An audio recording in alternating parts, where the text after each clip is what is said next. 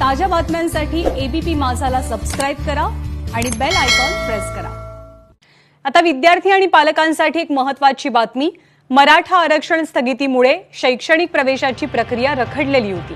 मात्र काल पार पडलेल्या राज्य मंत्रिमंडळाच्या बैठकीत शैक्षणिक प्रवेश प्रक्रिया सुरू करण्याचा निर्णय घेण्यात आलाय। त्यासाठी राज्य सरकारने अध्यादेश सुद्धा जारी केलाय।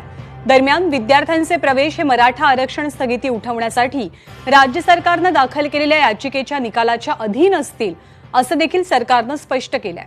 जागा आहेत आपल्याकडे, ऍडमिशनसाठी जागा भरपूर उपलब्ध आहेत। ज्यांना एसीबीसी मध्ये ऍडजस्ट होता आलं नाही त्यांना खुल्या प्रवर्गामध्ये जाऊन सुद्धा ऍडमिशन घेण्या इतपत आपल्याकडे जागा आहेत। त्यामुळे जागा नाही असा विषय नाहीये, जागा उपलब्ध आहेत। आता खुल्या प्रवर्गातून आता कोरोनाचा संकट आहेच, अजूनही शाळा कशाबशा काही ठिकाणी सुरू होत आहेत, काही ठिकाणी होत नाहीत। 11वीचे ऍडमिशन्स आहेत, अन्यही ऍडमिशन्स अनेक कोर्सेसचे आहेत।